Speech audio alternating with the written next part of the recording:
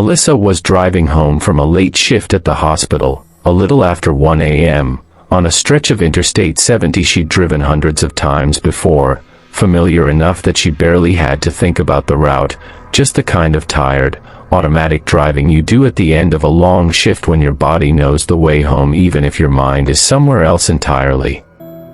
She'd been a nurse for almost 8 years by that point, well used to overnight shifts and the particular kind of exhaustion that settles into your bones after 12 or 16 hours on your feet.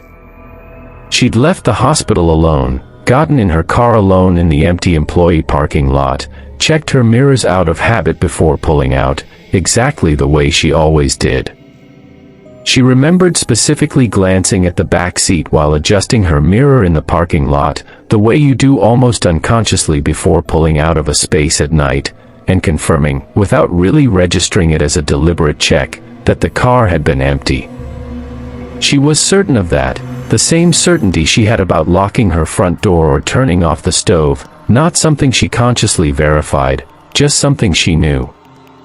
The drive home took about 40 minutes on a good night, cutting through a mostly empty stretch of interstate this late, with long gaps between exits where streetlights disappeared entirely and her own headlights became the only real source of light for miles at a time. About 20 minutes into the drive, merging onto one of those quieter stretches with almost no other traffic around her, she glanced up at her rearview mirror out of habit, checking the lane behind her before a merge, the same automatic motion she'd made 1,000 times before on that same drive. There was a man sitting in her back seat. Not slumped, not hiding, sitting upright, calm, hands resting in his lap, looking directly back at her in the mirror. She said the sound that came out of her was involuntary, somewhere between a scream and a gasp, loud enough that her hands jerked the wheel slightly before she caught herself and forced her eyes back to the road, heart pounding so hard she could feel it in her throat. She didn't dare look back at the mirror again immediately. She gripped the wheel, kept her speed steady, and made herself wait almost 10 full seconds, an eternity, she said, before she let her eyes flick back up to check again. What Melissa saw the second time she checked that mirror is the detail that convinced her this wasn't a hallucination brought on by exhaustion, and it's exactly why, even now, she keeps a small item in her car that she never used to think twice about. Let's get into what happened next. What was actually there? When Melissa looked back at the mirror the second time, the back seat was empty. No man, no shadow, nothing but her gym bag sitting exactly where she'd left it that morning. She pulled over onto the shoulder almost immediately after that, hazards on, and turned around fully in her seat to check the back seat directly with her own eyes rather than trusting the mirror. Empty. Doors locked, exactly as she'd left them. Nothing disturbed. She sat there on the shoulder for almost 15 minutes, engine running, hazards flashing, trying to talk herself into believing it had been a trick of exhaustion and headlights from the highway behind her, some combination of shadow and reflection that her overtired brain had assembled into the shape of a person. She'd worked a 16-hour shift. She told herself that explained everything, and eventually, reluctantly, she pulled back onto the highway and continued home, checking the mirror far more often than usual for the rest of the drive. It wasn't until she got home and was unpacking her bag on the kitchen counter that she noticed something that made the exhaustion explanation fall apart completely. Her rearview mirror, which she always kept angled slightly toward the driver's side out of habit, had been physically knocked out of position sometime during the drive, angled instead almost directly at the middle of the back seat, a position she never used and hadn't touched herself, based on a small piece of tape she'd stuck to the mirror's edge weeks earlier as a reference point for her usual angle, specifically because her car had an old, loose mirror mount that occasionally needed readjusting. She stood in her kitchen for a long moment just staring at her own phone, having taken a picture of the mirror's new position before touching it, some instinct telling her she'd want proof later even if she wasn't sure proof of what. She texted a photo to her sister that same night, along with a full description of what had happened, mostly because she needed to tell someone immediately rather than sit with it alone until morning. Her sister, to her credit, didn't dismiss it, and instead asked the one question Melissa hadn't yet let herself consider, whether the men she'd seen had looked at all familiar. He hadn't. Melissa was certain of that much. She'd never seen that face before in her life, not a coworker, not a former patient, not anyone from her personal history that she could place. She has no way to explain when or how the mirror moved, only that it had been in her usual position when she left the hospital parking lot, and in a completely different position by the time she got home, angled exactly toward where she says the men had been sitting. A mirror that moved on its own to frame exactly where something had been sitting, that's the kind of detail that turns a possible hallucination into something harder to dismiss. Our next story doesn't involve anything appearing inside the car at all. Instead, it's about something outside it, on the road behind him, that matched his every move for 40 miles straight. Long-haul trucker, Route 40, New Mexico. Ray had been driving long-haul routes for almost 20 years, enough time behind the wheel that very little about the road genuinely unsettled him anymore. He'd seen bad weather, seen accidents, seen the occasional stretch of highway superstition truckers pass around at truck stops without ever taking too seriously himself. He knew the particular loneliness of overnight highway driving intimately, the empty stretches of desert highway where you could go an hour without seeing another set of headlights, the strange, hypnotic focus that sets in somewhere around 3 a.m. when the white lines start to blur together no matter how much coffee you've had. On one particular overnight run through a remote stretch of Route 40, hauling a full load he needed to deliver by early morning, a pair of headlights appeared in his mirror a good distance back, far enough that he didn't think much of it beyond registering that he had company on an otherwise empty road.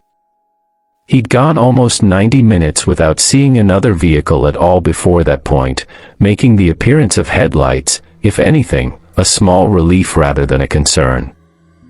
Over the next several miles, though, he noticed the vehicle behind him was keeping an unusually precise distance, never closing in enough to pass, never falling back far enough to lose sight of him completely, holding steady at almost exactly the same distance mile after mile in a way that started to feel less like coincidence and more like something deliberate. Truckers get a feel for how other drivers behave around them over enough years on the road, and Ray said this didn't match any pattern he recognized, not a nervous driver keeping distance out of caution, not someone drafting to save fuel, nothing that fit any ordinary explanation he could come up with. He decided to test it, the way truckers sometimes do when something feels off. He changed lanes without signaling first.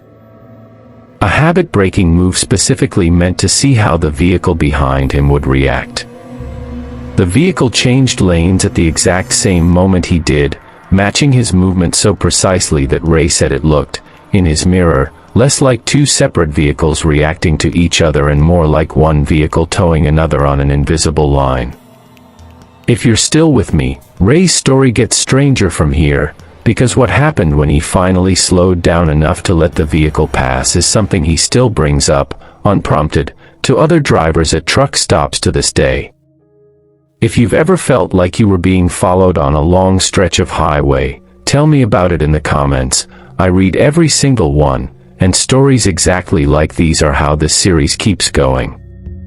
Here's what happened next. What passed him?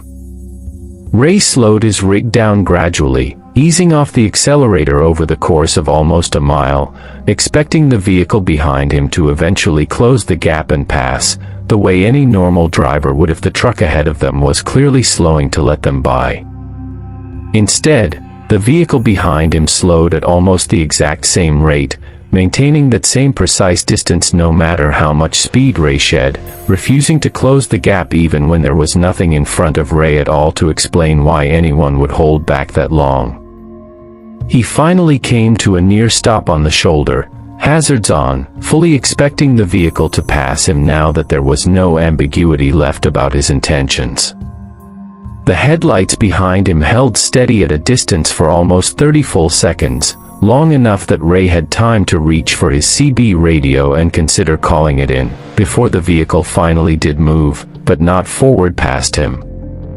The headlights swung sideways, cutting across what should have been an open, empty stretch of desert shoulder with northwest side road, no exit, nothing Ray could account for on a route he'd personally driven dozens of times over the years, and disappeared entirely, headlights and all, in a single motion that didn't match anything a normal vehicle turning or exiting should look like.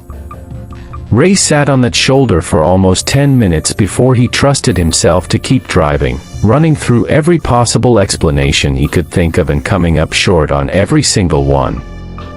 He mentioned the incident to another driver at a truck stop the following morning, expecting to be laughed at, and instead found the other driver going quiet, setting down his coffee before responding, telling him he'd heard something similar described by at least 2 other truckers over the years on that exact stretch of road, always described the same way, a vehicle that matched speed and lane changes with unnatural precision, always at night, always somewhere in that same remote section of highway, always disappearing sideways into terrain that shouldn't have allowed it.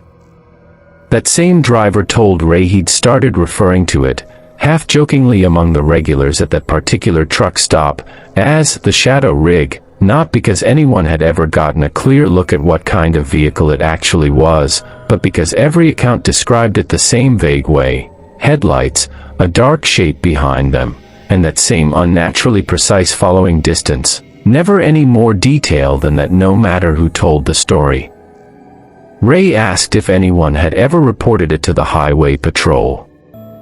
The driver told him someone had, years back, and been told there was no record of any accident, abandoned vehicle, or incident matching the description anywhere along that stretch, and the report had gone nowhere. Ray has driven that route dozens of times since, in daylight whenever his schedule allows it, and has never seen anything like it again. He also, to this day, refuses to drive that particular stretch after dark if there's any way to reschedule his route around it. A car that shouldn't have been able to disappear the way it did, strange enough on its own. But the final story in this video is the one that made me want to make this entire compilation, because it isn't about something following a car at all. It's about a driver who stopped to help someone standing in the middle of the highway, and what he found when he got out to check on them. Late night driver, rural highway, Kentucky. Jason was driving home from a friend's house a little after 2 a.m., on a rural 2-lane highway he knew well, cutting through miles of dense tree line on either side with almost no lighting beyond his own headlights and the occasional reflective road sign. He'd made the drive dozens of times, always without incident, always alone at that hour since it was the only time that worked with his schedule after visiting friends who lived further out than most people he knew. That night had been completely ordinary up until that point, a low-key evening playing video games with a couple of friends, nothing unusual about the drive itself for the first 20 minutes, just familiar curves in the road and the same handful of landmarks he always used to gauge how much further he had left. About halfway through the drive, his headlights caught something standing in the middle of his lane, far enough ahead that he had time to slow down well before he'd need to react suddenly, his first thought being that it was probably a deer, the most common thing to encounter on that stretch after dark. A figure, a person, he assumed immediately once he got close enough to make out the general shape, standing completely still, facing away from him, positioned directly in the center of his lane. In a spot with no shoulder wide enough to have reasonably stopped there for any ordinary reason like car trouble, and no vehicle anywhere nearby that might explain why someone would be standing there at all. He slowed to a stop a safe distance away, flashers on, waiting for the person to move, to turn around, to give some sign of what was happening. They didn't move at all. Jason sat there for almost a full minute, debating whether to get out, before he finally decided he couldn't just leave someone standing in the middle of a dark highway without at least checking if they needed help. Jason got out of his car. What he noticed about the ground around that figure, before he'd even said a single word, is the detail that still keeps him up some nights, and it's exactly why this story closes out tonight's video. What he found. Jason approached slowly, calling out to ask if the person needed help, his voice sounding unnaturally loud in the silence of the empty highway. The figure didn't respond, didn't turn, didn't acknowledge him at all, remaining perfectly still in a way that Jason said didn't read as rude or distracted, but as something closer to not being aware he was there at all. It was the ground that made him stop walking closer. In his headlights, he could see the damp shoulder and roadside dirt clearly enough to make out his own footprints behind him, and, when he looked ahead toward the figure, a second set of prints leading toward the spot where it stood, but none leading away from it in any direction, not toward the tree line, not back down the road, nothing to suggest how the figure had arrived at that exact spot in the middle of the lane in the first place. Just prints walking toward the position, and then nothing, as though whatever made them had simply stopped existing at that exact point. Jason didn't get any closer after that. He backed away slowly, got back into his car, locked the doors, and pulled around the figure in the opposite lane at a crawl, watching it in his rearview mirror the entire time. It never moved. He watched it in his mirror until a bend in the road took it out of view, and when he glanced back one final time before it disappeared behind the tree line, he says the figure had turned to face the direction his car had gone, though it never appeared to actually move its feet to do so. He called the police as soon as he had signal again, worried it might genuinely be a person in some kind of medical distress despite everything he'd seen. An officer went out to check the location Jason described in detail. Nothing was there, no person, no footprints, according to the officer's report, though Jason maintains the prints had been clearly visible to him at the time and the officer arrived nearly 40 minutes later, more than enough time for weather or traffic to have disturbed the roadside dirt. Jason still drives that same route occasionally when he has no other option, but always before dark now, rearranging his schedule whenever possible to avoid passing that stretch of highway after nightfall. He told me the detail that bothers him most isn't the figure itself, or even the footprints, it's the fact that in his rearview mirror, for just a moment before the tree line blocked his view, he's certain it had turned to watch him leave,